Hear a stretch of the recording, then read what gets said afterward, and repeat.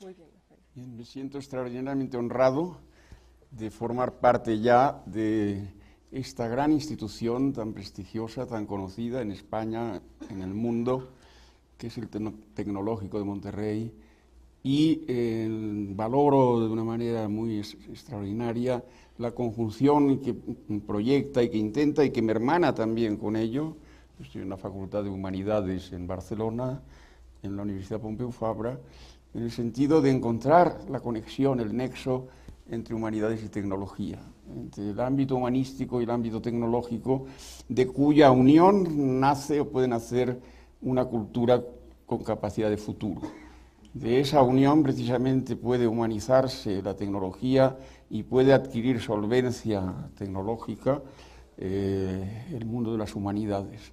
Es un hermanamiento necesario y que voy a intentar en esta intervención aproximarme precisamente a ese hermanamiento a partir de un ámbito procedente de las humanidades, pero que evidentemente tiene también su inscripción primero artesanal, luego de alta tecnología. Piensen, por ejemplo, pues en la música electroacústica, esa revolución que se genera precisamente en los últimos 50, 60 años y que ya tiene sus formas magníficas de expresión artística, pues desde ese gran innovador que fue Karl-Heinz Stockhausen, lo cito también como homenaje porque acaba de morir, porque ha muerto no hace mucho, y al que yo consagro también uno de los 23 ensayos, como se ha señalado, que forma este libro, que da título también a la conferencia, casi podríamos decir la expresión misma de lo que la música es, ¿no? El canto de las sirenas, con toda la ambivalencia que tiene de algo a la vez mortífero y algo también salvador. Yo digo que la música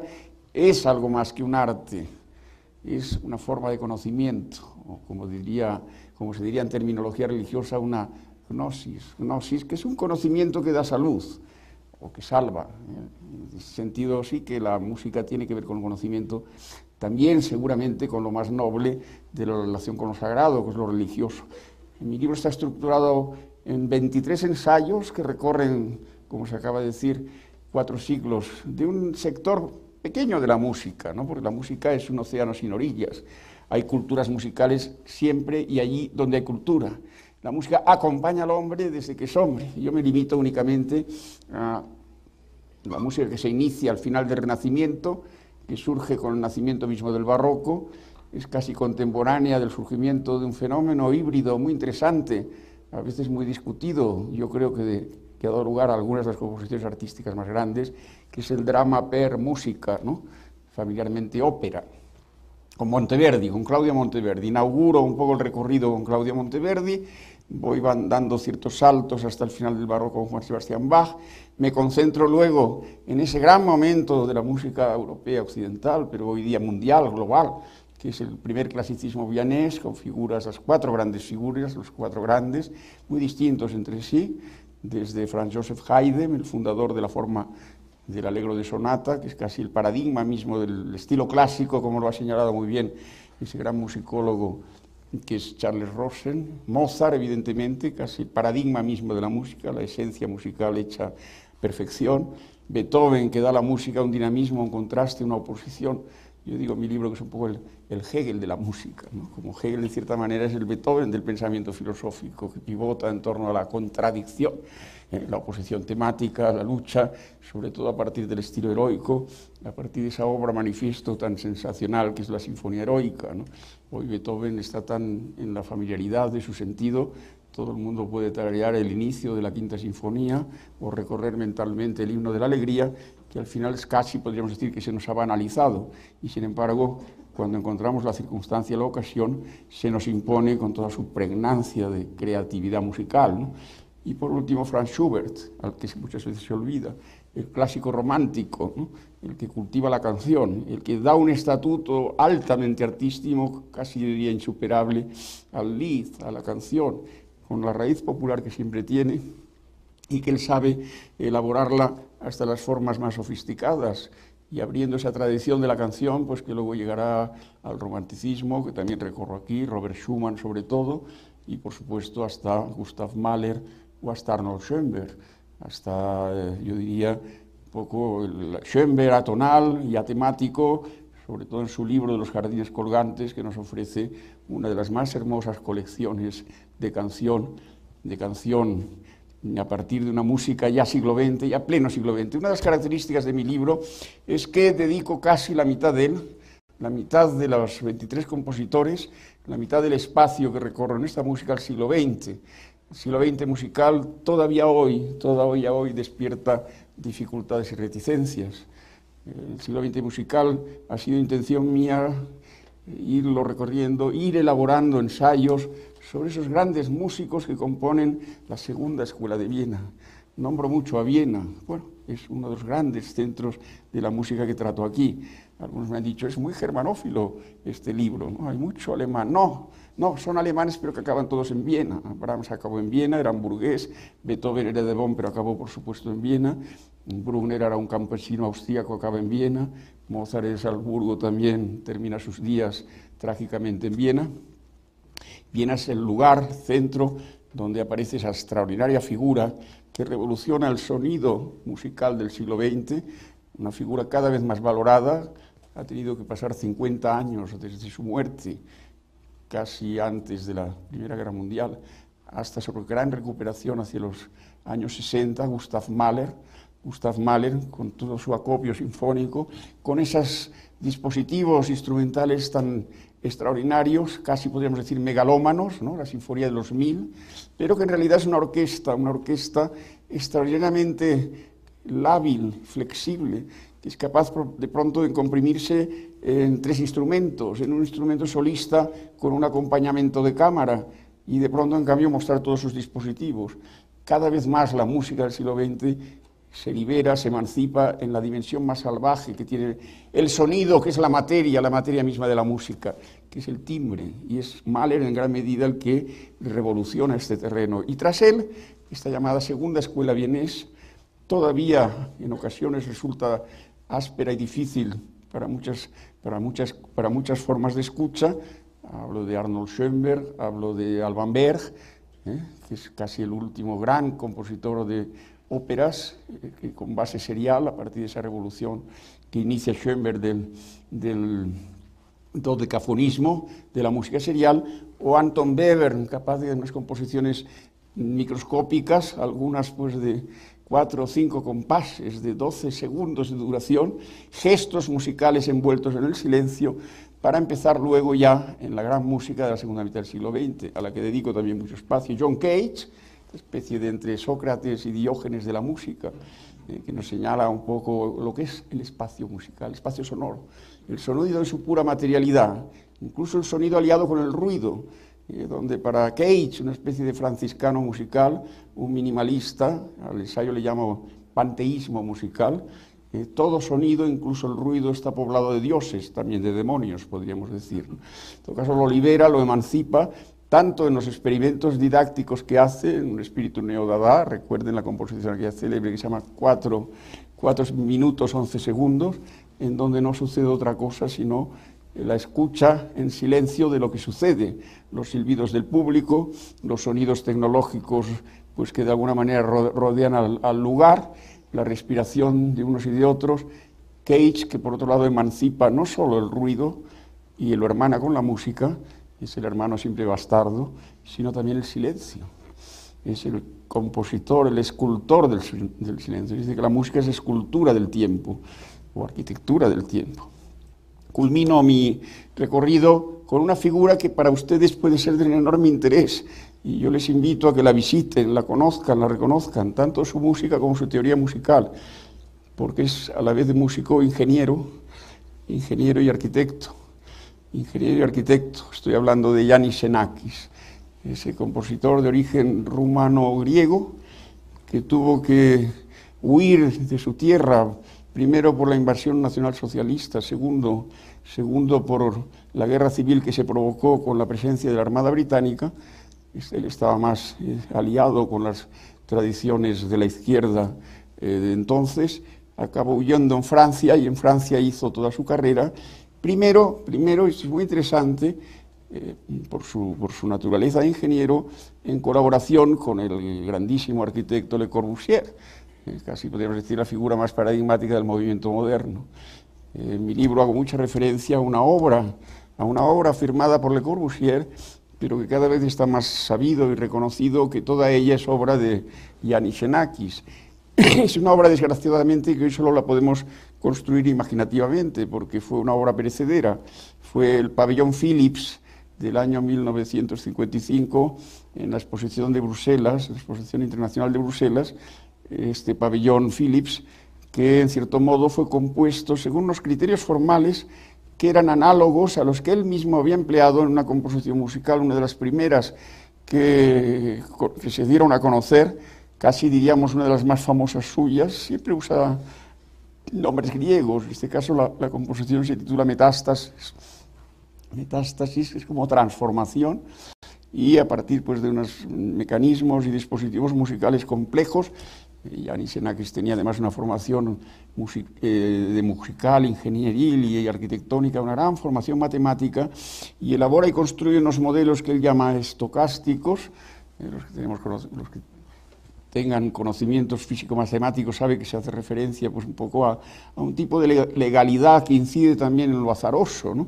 Frente al culto al azar propio pues, de la música de John Cage, o frente a esa especie de hiperdeterminismo de músicos como Pierre Boulez, como Stockhausen, que son un poco de las primeras escuelas llamadas el serialismo integral. Inmediatamente después de la segunda posguerra, Stockhausen habla de la ley estadística. Si tiramos los dados al aire, una moneda, evidentemente ahí juega el azar, en 2, 3, 30, 300, 3000 veces que lo repitamos. Pero si transportamos esto a la ley de los grandes números, como ocurre también bueno, en el examen de los choques de los gases con los recipientes, o en el campo, diríamos, de la microfísica relacionada con la posición y la velocidad de los electrones, entonces ya empiezan a haber leyes estadísticas, ¿no? Al billón de lanzamientos al aire de los dados o de la moneda, ya empezamos a encontrar una legalidad nueva, que es una legalidad muy siglo XX, que no es el concepto de ley determinista del XIX, ni el puro azar al que tanto culto se le ha dado, por ejemplo, en la figura de John Cage. Con esto quiero decir que en el libro lo que voy haciendo es un recorrido general de 4 siglos de música. Repito que es un sector parcial. Está la música de todas las culturas que existen en el globo, y que por fortuna, es uno de los lados positivos y mejores de la globalización, cada vez no son más accesibles. Cada vez podemos encontrar mayor encuentro, vinculación y relación entre esas culturas y este terreno donde podríamos decir se ha gestado más el laboratorio de la música en el campo, sobre todo pues, de las tradiciones que proceden del Renacimiento y del Barroco, o del primer y del clasicismo, o de la música ya liberada de la tonalidad, liberada incluso pues, de los principios de armonía, de esta especie, como digamos, de despotismo, dictadura de las alturas, que es propia de la música occidental, y donde el aspecto material, el aspecto, diríamos, más físico del sonido, la física del sonido aparece más en primer plano. Muchas veces el conflicto en la música es entre una matemática del sonido y una física del sonido. Una matemática muy especial porque produce emociones, y una física del sonido que por tanto también nos eleva a un campo que es el musical, donde se suscita la emoción, y también, como he dicho al principio de la intervención y la conferencia, el conocimiento. Porque yo insisto mucho, es una de las tesis fuertes del libro, y es un poco la tesis filosófica del libro. El libro es un libro de filosofía, a pesar de que he hecho un intento por introducirme por dentro, en los entresijos, en las entrañas materiales de la música, en el misterio de la creación de cada uno de los compositores aquí tratados. Pero yo lo que quiero decir siempre es que la música piensa. La música no solo nos provoca sentimientos y emociones, también a su manera de argumenta, razona. Puede decirse a veces que el conflicto razón-sentimiento está en el corazón de la música y de las estéticas musicales.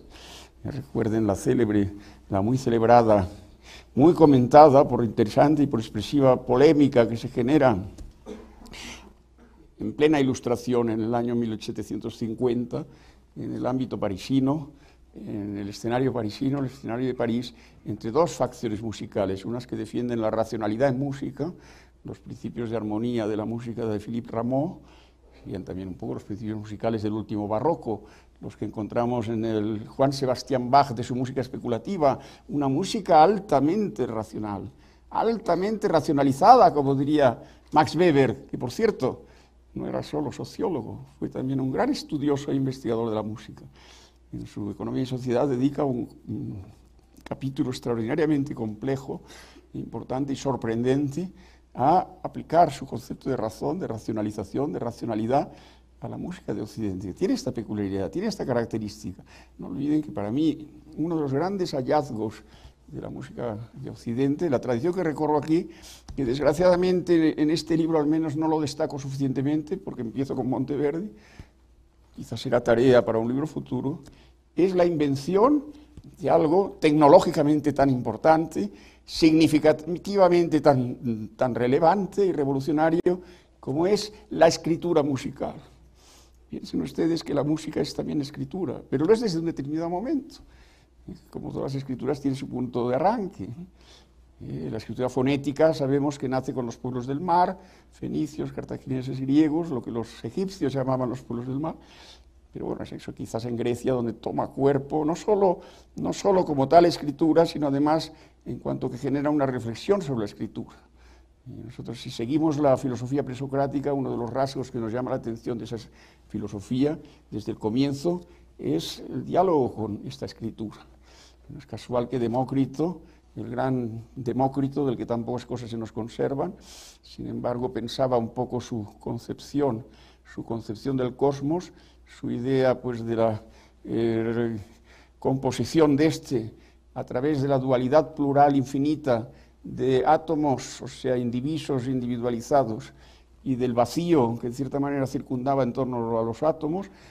Decía también que esos átomos, cada uno de ellos tenía su propia peculiaridad, y decía, es como en el alfabeto las vocales y las consonantes.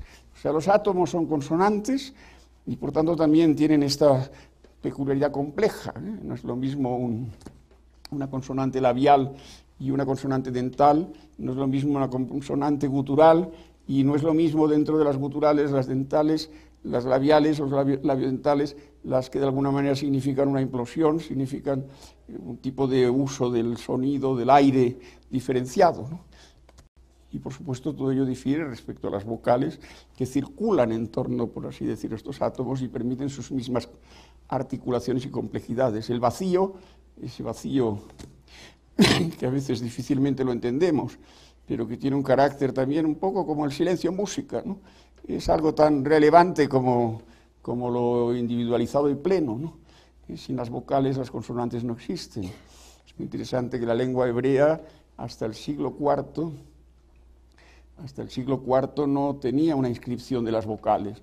En parte se dice porque en la recitación, que era una salmodia y donde el elemento musical era importante, esas vocales eran un poco ad libitum, es decir, el propio recitador, en cierta manera, las usaba a su modo y manera, a su modo y forma.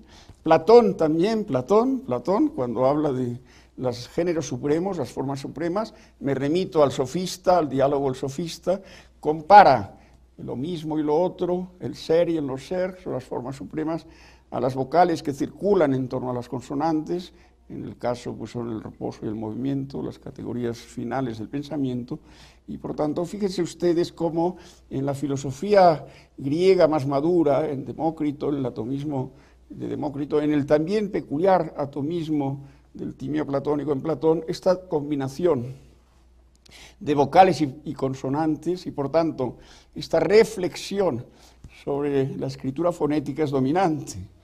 Bien, en música nació la escritura de una manera sorprendente en un contexto de época y de historia de lo más insólito. Nadie esperaría de los monasterios de la más alta Edad Media, en el siglo IX, refugiándose allí los que formaban parte de la composición del monasterio, de las segundas temibles invasiones de los hombres del norte, normandos, los vikingos, los célebres vikingos y otros más. Es allí donde se va gestando una escritura musical. Y cuando uno advierte o puede advertir en facsímil esos códices ordenados cronológicamente, va viendo como junto a la escritura religiosa que tiene que servir un poco de base para el himno divino, para para el oficio divino. Recuerden que esos monasterios, pues 7 veces al día, en ocasiones, pues hacían procesionalmente un encuentro pues con lo divino a partir precisamente pues de el cántico, la forma musical en que entonaban en una línea melódica al unísono, una voce dicentes en latín, todos cantando a la vez lo mismo, pero lo que uno advierte en esos códices es poco a poco una nube de signos que están o al lado o encima del texto que pone, por ejemplo, Kyrie eleison, Gloria in excelsis Deo, intro ad altare Dei. Son signos generalmente que proceden de la acentuación, son signos con los cuales se va indicando una elevación, un descenso, relacionado un poco con lo agudo y lo grave. Son signos inicialmente procedentes de la acentuación, graves, agudos, circunflejos, anticircunflejos, grave, agudo, agudo, grave, agudo, uno que indica una subida mayor, otro una subida menor, a campo abierto. Todavía no se han inventado el tetragrama, el pentagrama, las invenciones que hace la humanidad, que luego quedan en la memoria de todos, que luego las vemos como lo más fácil, simple, elemental. Son siempre operaciones muy complejas. En este caso incluso se conoce el nombre de la persona que al parecer, o al menos se le atribuye, la invención del tetragrama, luego será un pentagrama, ¿no?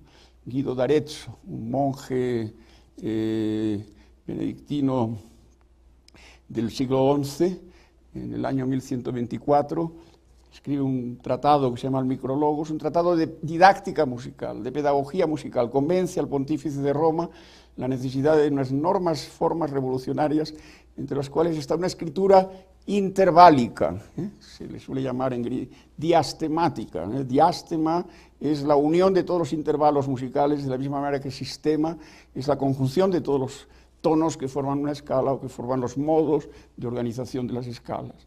Sea como sea, lo que quiero decir con esto es que con la escritura musical también es un impulso grande el que se genera en el campo de la música, a partir de esta nueva tecnología que compone y construye la escritura de música, cada vez más compleja, cada vez, por así decirlo, que se adapta más a los distintos parámetros de la música. El sonido no es solo alturas de sonido, no es solo lo agudo y lo grave, son también las duraciones. Se dice de la música con toda la razón que es el arte del tiempo, que es el arte del movimiento del tiempo. Se dice metafóricamente que el arte musical es escultura del tiempo, o arquitectura del tiempo. El tiempo medida el movimiento, según dice Aristóteles. Son las artes del movimiento también de nuestro propio cuerpo. La vinculación de la música con las distintas formas de movimiento del cuerpo, sea la marcha, sea la danza, por supuesto, el marchar, o las formas bailables, el 4x4, 3x4, etcétera, como las más sencillas y elementales, tienen que ver también con el carácter de la música. Y por tanto, la música no es solo la relación de altura, también es la duración, la medición de la duración, el acento de la duración, pero también otros componentes que forman parte del sonido. El sonido, además de discurrir en el tiempo, además de organizarse según las alturas, que hoy diríamos los principios armónicos, importa mucho la intensidad del sonido. Y esto en música todo adquiere una expresividad, casi diría una inscripción simbólica muy particular. Y está claro que no es lo mismo un sonido en pianissimo, como se suele decir en términos italianos, la inscripción en las partituras conocidas es una P repetida, ¿no? P, P, P, P, P. O en esforzando, o en forte, en fortísimo, en un fortísimo de una F varias veces repetida. No es exactamente lo mismo en cuanto a sentido. La música quizá no significa en el sentido de la palabra o de lo verbal, pero sí que desprende el sentido, y lo hace a partir de estas formas físicas en que el sonido se nos muestra. Una es la intensidad, otra es la velocidad. Está claro que, y en esto se pueden seguir incluso las críticas de música más formalistas, el caso del célebre Hanslick, azote de la música del futuro, azote de la música wagneriana y de Bruckner, de finales del XIX, ¿no? Que insistía mucho en estos componentes físicos del sonido, con razón, aunque no son quizás los únicos dominantes, ¿no? No es lo mismo un movimiento lento que un movimiento rápido.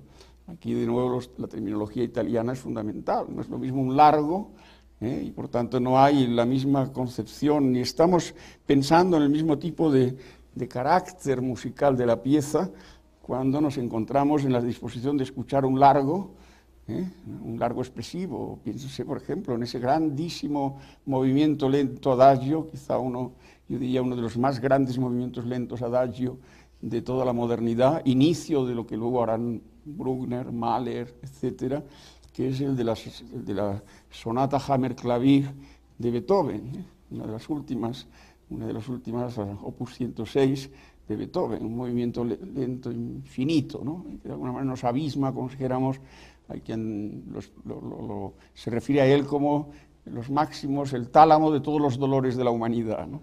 No es lo mismo, evidentemente, esto que un presto o un prestissimo, ¿eh? O un vivace o un allegro. La música nos coloca ante lo trágico, pero también ante lo cómico.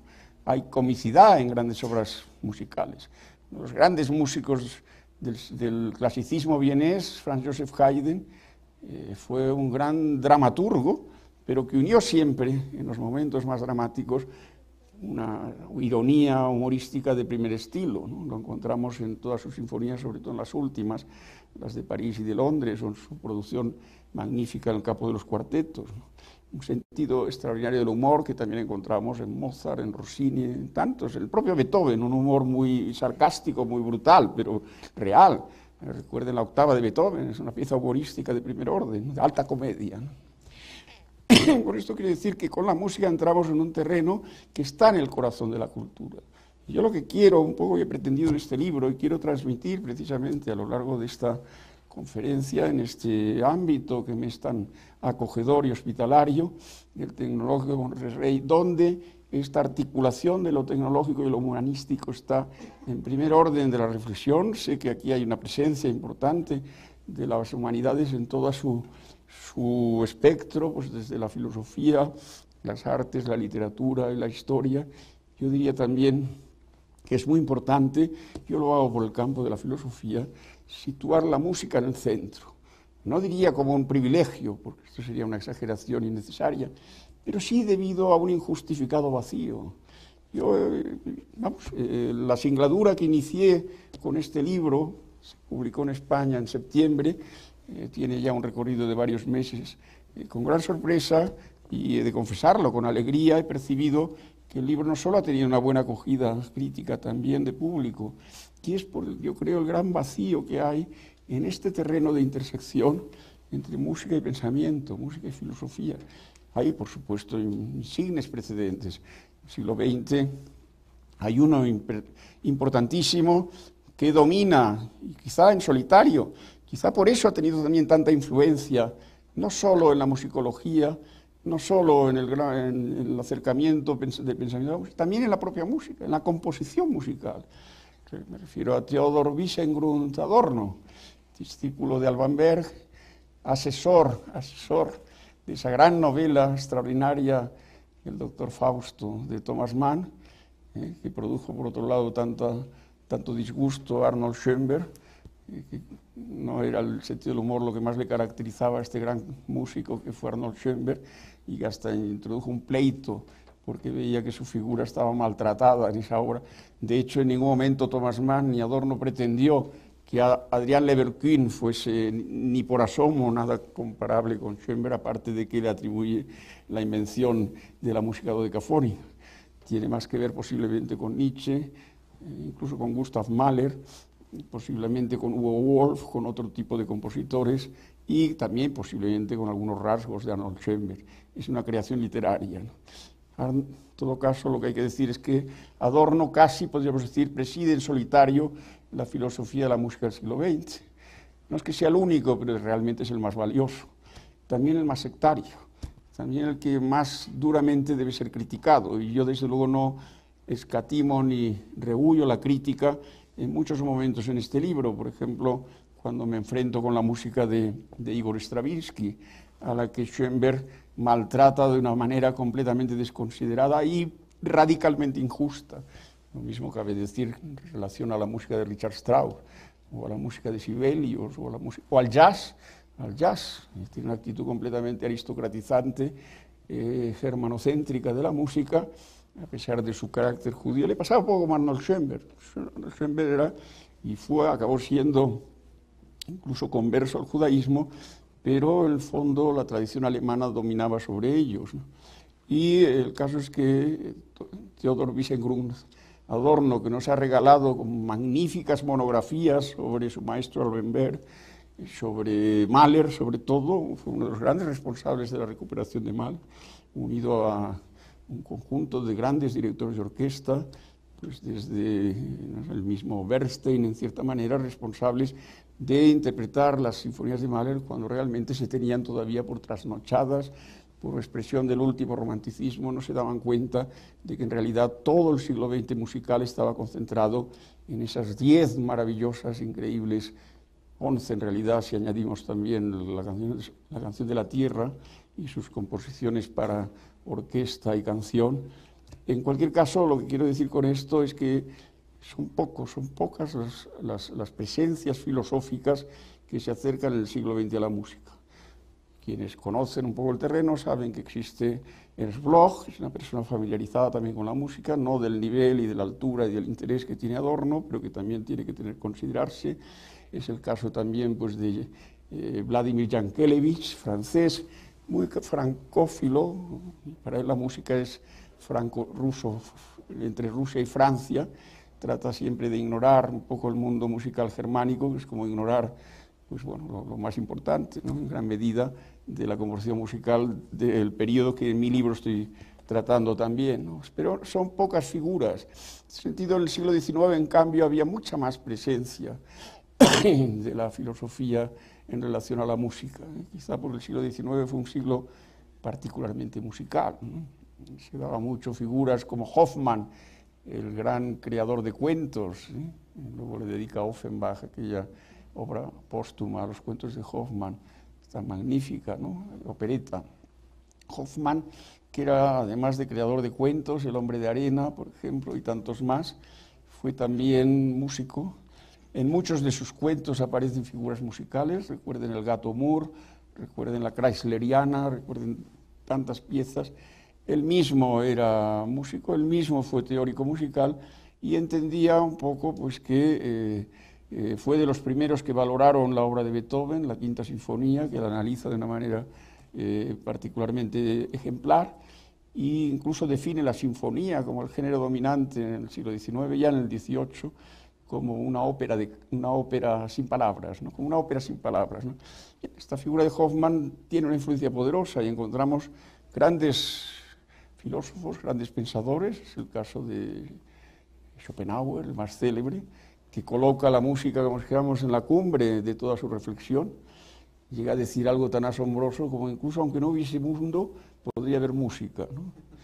Casi una especie de versión nueva de la música de las esferas de la tradición pitagórica, que por cierto lo he señalado un poco en el seminario que desarrollé estos días, no es ninguna idea descabellada, ¿no? Los pitagóricos entendían que las relaciones y proporciones entre sus observaciones astronómicas se correspondían con una distribución también con los movimientos posibles de la circulación de los cuerpos celestes, pues de la Luna en adelante, desde una concepción obviamente geocéntrica, y que podía por tanto alinearse las distintas esferas según la relación que va de lo grave a lo agudo, y también con velocidades más lentas, cuanto más cerca nos encontrábamos de la Tierra, con otras muchísimo más rápidas, cuando nos alejamos un poco de lo más cercano, ¿no? En cualquier caso, bueno, en esto también ha habido debate y discusión, ¿no? Sobre la manera como se entendían los movimientos lentos, los movimientos rápidos. Fuese como fuese, en todo caso, lo cierto es que las proporciones entre estos movimientos y las relaciones entre las posibles sonoridades que a partir de esos movimientos se generaban, se planteó un poco la idea de una serie de articulación entre cada uno de estos círculos y una tonalidad. Precisamente Platón, y volviendo al tema del canto de las sirenas, y dándole la dimensión más espiritual, menos mortífero, no solo de estas arpías mitológicas con rostro de mujer y cuerpo de ave de rapiña, que se apoderan de los navegantes, los llevan a las orillas y allí un poco los disuelven en música, los disuelven en música cantada. Se suele pensar que son figuras de carácter relacionadas con ritos mortuorios del cortejo, acompañantes de Perséfone, y por tanto algo que tiene que ver con la otra vida. La música tiene mucho que ver, ciertamente, con ese rito de pasaje de esta vida a la otra, o por decirlo de otra manera, con la muerte, ¿no? Nos acompaña en el nacimiento, pero también nos la encontramos en la muerte, desde la canción de cuna hasta las exequias mortuorias, que en alguna medida también recuerden en la Pasión según San Mateo.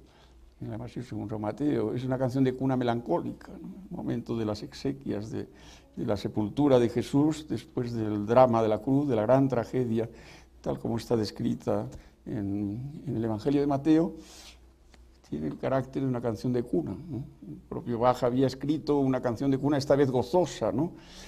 En la pieza Schläfe mein Lichter, duerme mi querido niño Dios, en el oratorio de Navidad, en la segunda cantata, ¿no? Si ustedes comparan esta pieza gozosa y la pieza melancólica del final de la Pasión según San Mateo, se encontrarán dos versiones, uno en el nacimiento, otro en la muerte.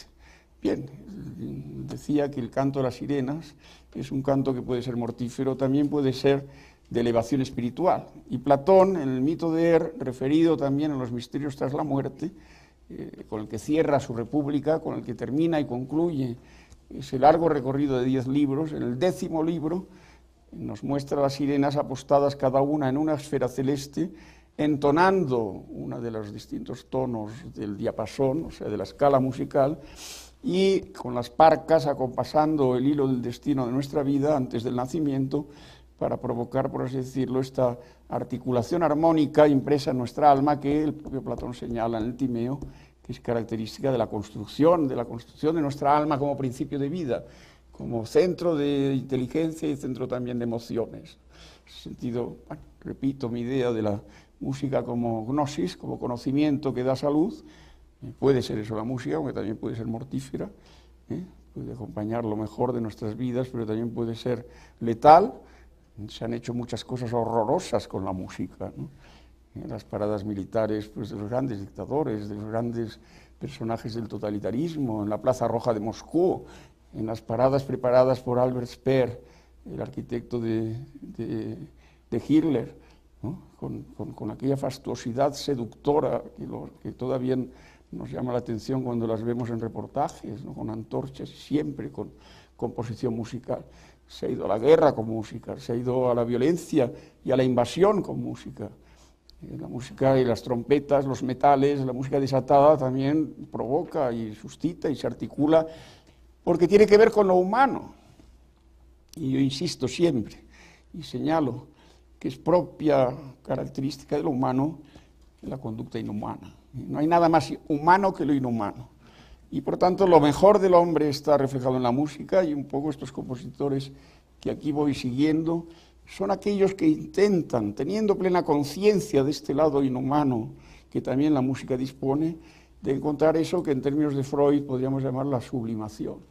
La capacidad de sublimar es el principio de muerte, esa dimensión tanática, violenta, agresiva que está en el corazón del ser humano, de todo ser humano, y la música es capaz también de encontrar formas de sublimación de estos aspectos que son propios de lo humano. Los animales no son inhumanos, pueden ser terribles, salvajes, ¿no? Puede serlo pues, desde los microorganismos hasta los tiranosaurios rex. Puede ser la manada de lobos, puede ser letal, pero no podríamos decir que son inhumanos, ¿no? Hay algo en el hombre de marginal libertad e inteligencia puntual, fogonazos de inteligencia, hablo en términos realistas, no es algo que siempre está en su máximo cultivo y culto, que hacen que, bueno, que lo inhumano entre también dentro de lo humano, y que por tanto también la música refleja esta duplicidad, esta ambivalencia. Creo que tengo que ir ya un poco arriando las velas, como Ulises, en lo posible, porque bueno, la singladura llega a su fin, y me gustaría todavía disponer de algunas, aunque sea de algunos pocos, de un espacio de tiempo para dialogar con ustedes. Muchas gracias. Muchas gracias. Muchas gracias.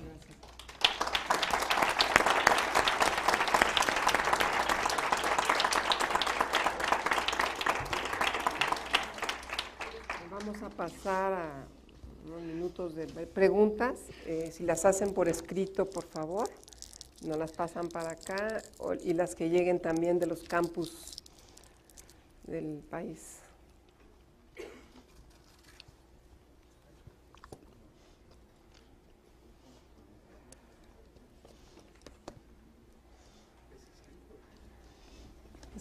Escritas. ¿Quieres que te las hagan escritas mejor, verdad? ¿Quieres que te las hagan escritas? Es igual, quizás es más Si, ágil. si hablan fuerte, el doctor puede escuchar. Lo que sí pido es que hablen fuerte, porque soy un duro de oídos, ¿no? También es propio de los que se acercan a la música padecer esta minusvalía, ¿no? Pues adelante, Enrique, si quieres. Maestro, el pueblo escuchaba a Beethoven, el pueblo enterró a Beethoven, pero el pueblo hoy en día no escucha a John Cage. Algo pasa. ¿Será que los procesos de racionalidad de la música que usted mencionó hacen de la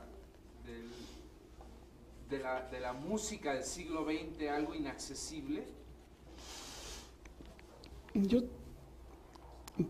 diría que hay un problema grave con la música del siglo XX.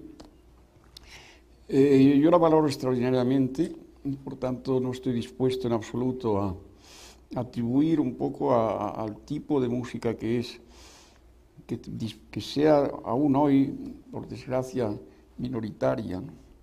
Yo tengo la impresión que la música, a diferencia de otras artes, no ha podido disponer dentro del marco de sociedad en que vivimos, de economía y sociedad, ¿no?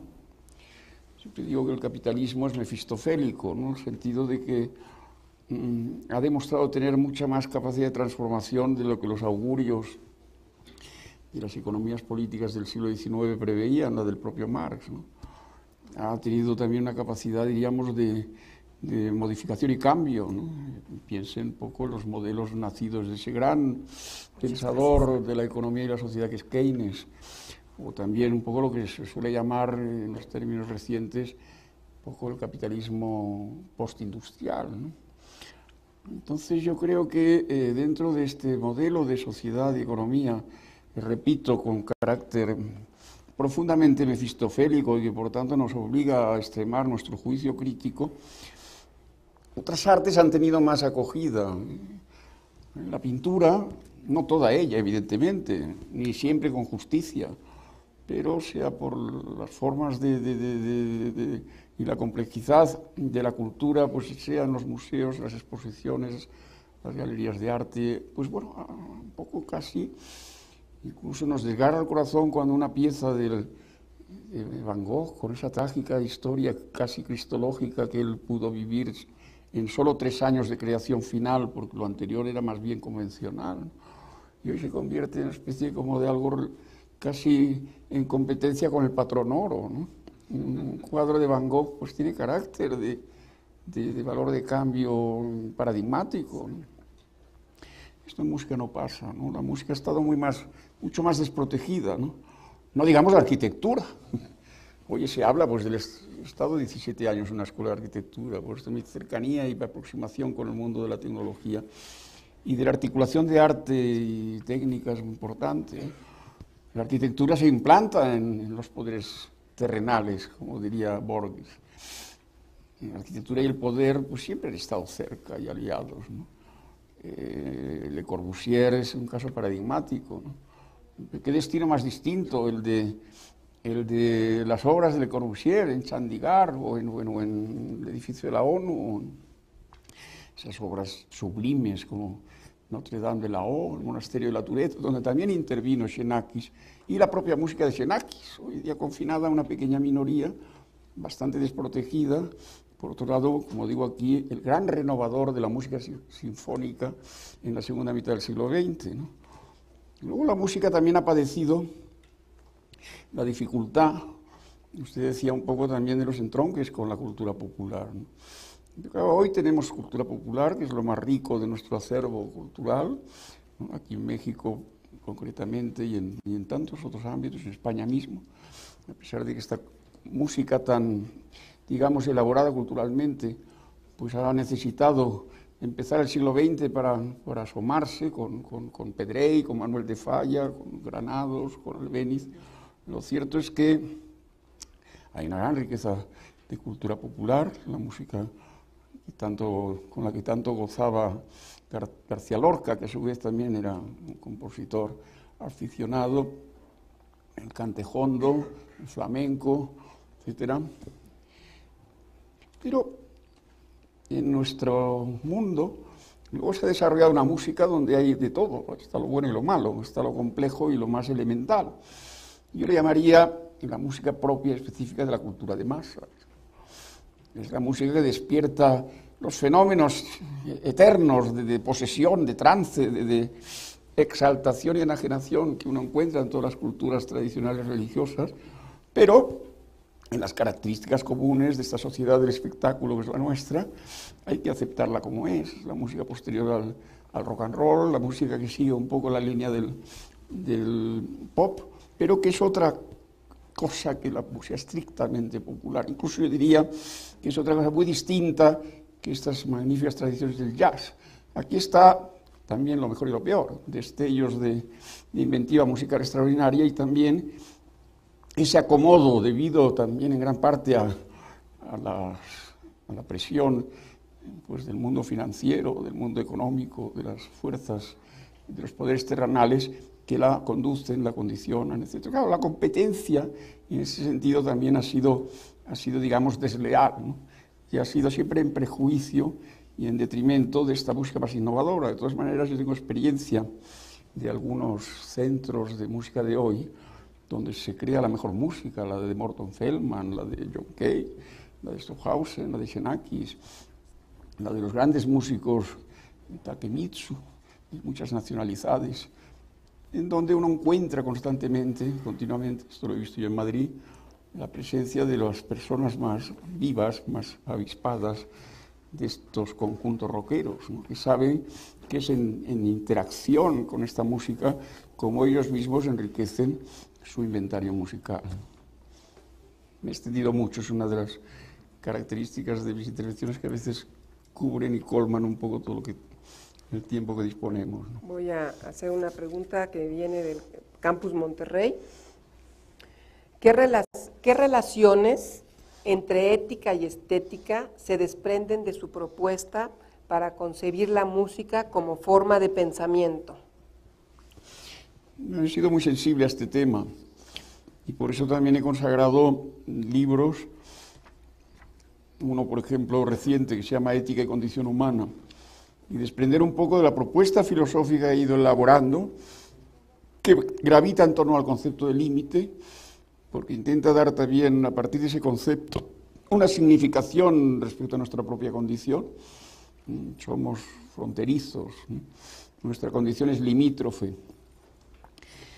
En ese sentido, sí que he buscado muchas veces los puentes, la intersección entre esta propuesta filosófica y el mundo de la libertad o falta de ella, libertad necesidad, libertad destino, que es donde circula un poco la reflexión ética.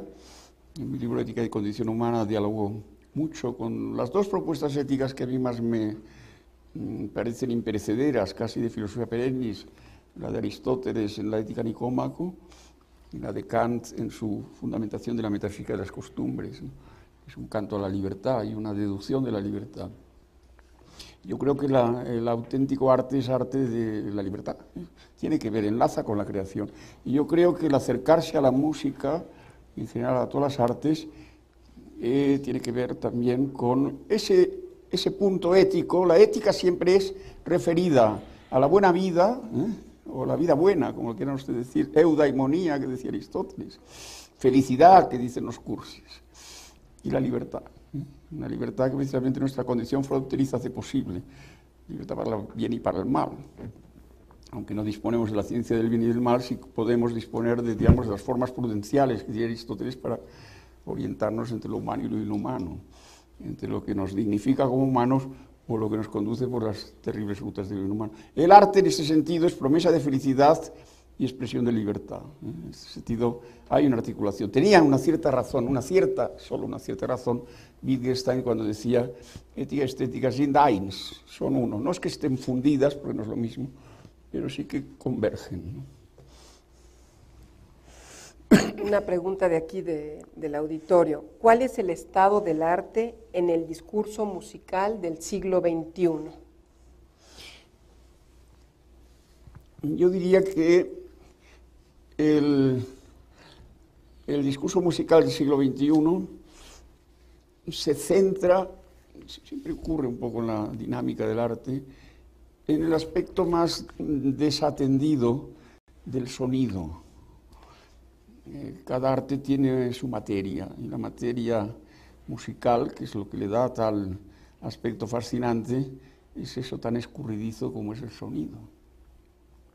Y ese órgano nuestro, arcaico, no lo he dicho en la conferencia, lo digo ahora, que nos preexiste, porque se gesta no con el nacimiento, sino antes, en nuestro estado embrionario, en los primeros meses de la concepción y de la formación del feto, que es la percepción auditiva, ¿no? En el seminario lo he destacado, ¿no? En el sentido de que se filtra a través de la voz matricial, voz materna, o primeros discernimientos de lo que Kant llamaría Urteilskraft, ¿no? Capacidad de juzgar, ¿no? Entre lo que se asume como consonante y lo que se rechaza como áspero o como no disonante, ¿no? Bueno, yo diría un poco en cierta manera que el dominio que está más en primer plano el sonido en la música del siglo XXI, finales del XX, es el aspecto más salvaje, más físico, de alguna manera más difícil de medir. La música es mensurata desde que hay contrapunto, ¿no?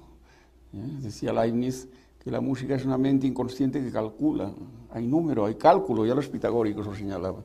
Pero hay un dominio que de momento ha sido difícil de calcular. Se ha intentado en Francia, la escuela espectralista, una escuela muy interesante, de examen un poco de las formas vibratorias del sonido, y que tratan de discernir, mensurando el timbre, es el aspecto más material del sonido, ¿no?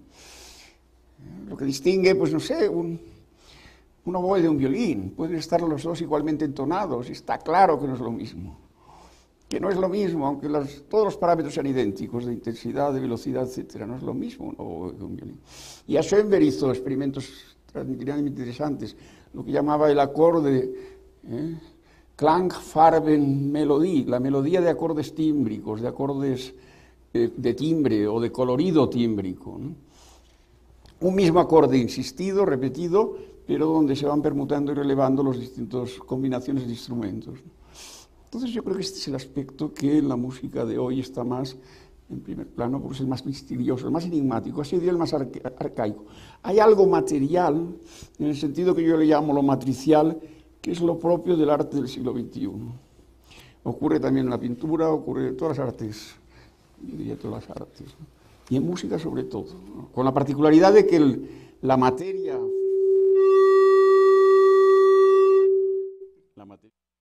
el sonido ruido, es una materia, por su misma condición de duración y de temporalidad, muy misteriosa, ¿no? Muchas gracias. El Campus Estado de México, la pregunta es, mencionaba usted que lo inhumano es parte de lo humano, entonces, ¿puede decirse que existe música inhumana al mismo tiempo que genere emoción para el oyente? Esa es la primera, y tiene otra.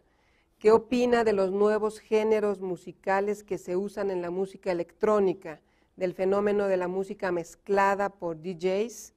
¿Cuál es su opinión? Bien, me voy a circunscribir sobre todo en la primera parte, que me es más familiar, la segunda, desgraciadamente, voy a dejarla de lado, pero sí, ciertamente, lo terrible es que puede haber una música de una alta capacidad de seducción y al mismo tiempo ser fundamentalmente y radicalmente inhumana. Estas paradojas existen, se dan en música, se pueden dar en pintura, se dan en... Ya he dado los ejemplos de paradas militares Normalmente es una música que deriva más a lo que podríamos llamar con un término alemán expresivo el kitsch musical, ¿no? Realmente es una música pues, que no tiene los niveles, pero podría imaginarse también que los tuviera, que adscribimos un poco al arte musical, ¿no? Pero cosas terribles se han hecho con acompañamiento musical, ¿no? En los campos de concentración eran también centros de habilitación y rehabilitación musical, o sea, la música estaba presente en ellos. Por tanto, en la música está lo mejor y lo peor, como está en todas las grandes cosas que acompañan al hombre. Mi otro libro de ambición semejante al canto de las sirenas es La del Espíritu, hago un recorrido por la religión. Y sabemos que la religión puede dar lugar a experiencias místicas, a figuras en todas las religiones, como Ibn Arabi en la tradición islámica, Juan de la Cruz, San Juan de la Cruz, Santa Teresa en la tradición cristiana, o Ángelus Silesius en la tradición luterana protestante, pero también puede dar lugar a los integrismos que hoy padecemos y a una religiosidad que incita y suscita la violencia. Y hablo de todas las religiones, son responsables muchas veces de su carácter. Por tanto, yo diría un poco, casi lo haría también esto extensivo a la segunda parte de la pregunta, pero hay poco tiempo también para poder. Tenemos unos minutos más. Perfecto. ¿Qué particularidad contextual tenía Viena como ciudad nodo de la estética musical? Esto más allá de una tendencia de una reivindicación nacionalista. Bueno, son estas cosas donde el azar se alía con la necesidad, ¿no? Lo cierto es que finalmente se va configurando una ciudad que aún hoy pues uno le sorprende porque, no sé, hay ciudades, por ejemplo la mía, Barcelona, es una ciudad muy preferentemente arquitectónica, ¿no? Posiblemente lo mejor que tiene Barcelona pues es desde Gaudí hasta la ampliación de la Vía Olímpica de la última década de los 90 tras los Juegos Olímpicos, pues siempre la arquitectura está el modernismo catalán, el Gatpac con figuras como Sert, quizá incluso en detrimento de otras actividades. Viena, por la razón que sea, uno cuando va a Viena, y si es melómano o si ama la música, como es mi caso, pues no puede dar dos pasos sin ver una lápida que pone aquí, andaba cada mañana Anton Bruckner, ¿no? Luego en vida les maltrataban horriblemente, todos lo sabemos, o sea, lo que le pasó al pobre a Mozart y después de Mozart a tantos más como el propio Schoenberg o el propio Gustav Mahler, que fue entronizado como el primer de los grandes directores, siendo como era judío. Bueno, en parte pues, se convirtió al protestantismo y eso también le facilitó las cosas, ¿no? Pero bueno, también hay que decir que tuvo siempre una oposición tenaz que acabaron también con su paciencia y casi con su vida, ¿no? O sea, una ciudad que al mismo tiempo acogía pero también maltrataba mucho, ¿no? Antes hablaba Enrique de Beethoven. A Beethoven también le costó mucho alcanzar una popularidad.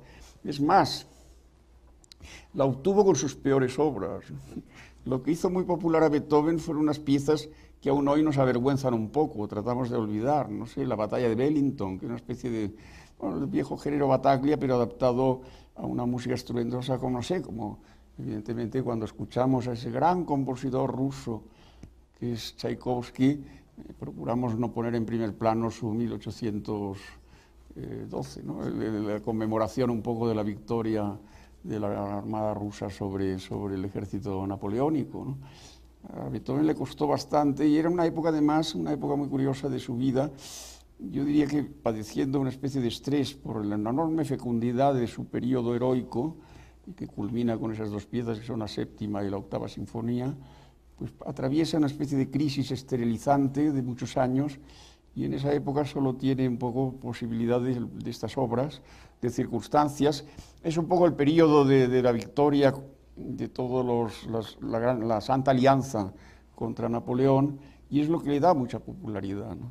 Pero luego, por ejemplo, sus cuartetos, que hoy nos maravillan, pues necesitan casi un siglo, ¿no?, para la recepción. Hay que llegar, o por lo menos 60 años, a un libro como el último que escribió Wagner, quizá el mejor de todos los que escribió, que se llama Beethoven, donde reivindica un poco alguno de estos cuartetos, ¿no?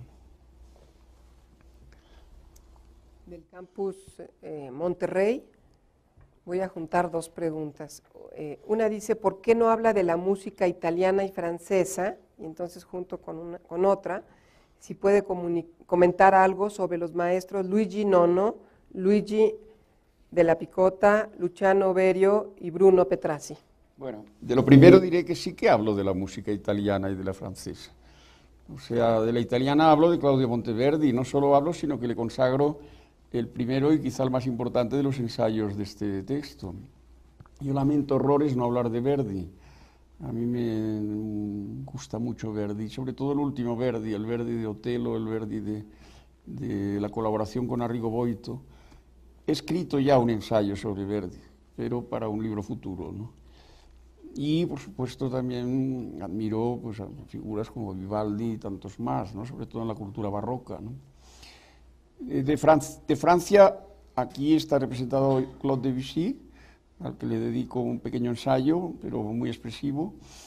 Y luego Pierre Boulez, el gran músico francés, de lo que a mí más me interesa es sus primeras obras, ¿no? Las dos sonatas, el Martillo sin dueño y fundamentalmente Pliegue tras Pliegue, que está basado en sonetos de Mallarmé, ¿no? El ensayo que hago sobre Pierre Boulez en realidad es un ensayo con dos caras, sobre Boulez y a partir de Boulez también sobre Mallarmé, ¿no? Y por tanto sí es una reflexión, este ensayo, muy en el corazón de la cultura francesa, ¿no? Respecto a estos compositores, claro, es que esto ya nos llevaría a una conferencia. Luigi Nono es muy interesante para mí, sobre todo el periodo final, ¿no? Tiene esa pieza digamos, de dimensiones colosales, extraña y al mismo tiempo muy notable, precisamente también por esta materialidad del sonido al que he hecho referencia antes, a la que llega con dificultad el nono mayor, el último nono, quizá con menos espontaneidad que otros compositores que le son contemporáneos, como es el caso de Jacintus Scelsi, un gran músico muy ignorado en Italia misma y que hoy está muy revalorizado por esta materialidad del sonido que presenta, ¿no? Hablo de la pieza de Luigi Nono, que a mí es lo que más me interesa un poco de su periodo final, que se titula Prometeo. Él mismo le llama una tragedia en la escucha, una tragedia de la escucha, ¿no? Por mostrar con esto la dificultad de la escucha, también de su articulación con lo textual. Una serie de textos seleccionados por su yerno y también filósofo, pensador Massimo Cacciari. Estuvo casado con... Luigi Nono fue esposo de su viuda, su actual viuda, que es Nuria Schoenberg. Nuria Schoenberg, hija de Gertrude Schoenberg y Arnold Schoenberg, nacida en Barcelona, por eso se llama Nuria, que es una virgen barcelonesa. Yo la conocí hace poco en un homenaje que hicimos a Schoenberg, a Nuria Schoenberg. Su hija se casó con Massimo Cacciari y Massimo Cacciari le hizo una antología de textos diversos de Hölderlin, también de la tragedia del Prometeo de Esquilo, de Walter Benjamin, etc. Y él, Nono, un poco en su obra, los va descomponiendo, ¿no? Casi podríamos decir, los va reduciendo a fonemas y finalmente los fonemas desintegrándolos, en una técnica que en realidad quien un poco es el pionero, el que abre un poco esta técnica de una manera brillantísima, yo lo señalo en mi libro y lo describo con detalle, es Stockhausen, yo diría la gran primera pieza con la cual se da dignidad artística a la tecnología de la música electroacústica, ¿no? Casi es un paleolítico de la música electroacústica, pero llevado a gran dignidad artística. Es la obra llamada El canto del adolescente, basado en el himno a la creación de los tres adolescentes en el libro de Daniel de la Biblia.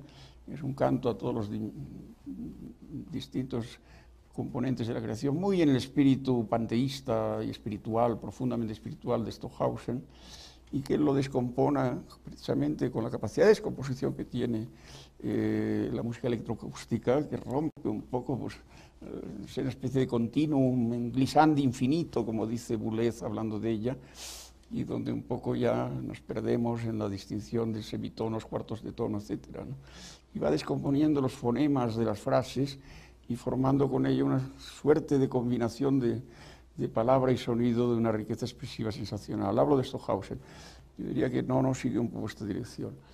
Me he limitado a hablar de Nono, pero porque no hay tiempo para otra cosa. Muchas gracias. Pues quedan muchas preguntas, como siempre, porque es un tema que despierta siempre muchos cuestionamientos, pero tenemos que terminar porque el tiempo es finito. Así es que pues le agradecemos de verdad al doctor Eugenio Trigas por haber estado aquí con nosotros y habernos dado esta excelente conferencia. Yo os agradezco a vosotros el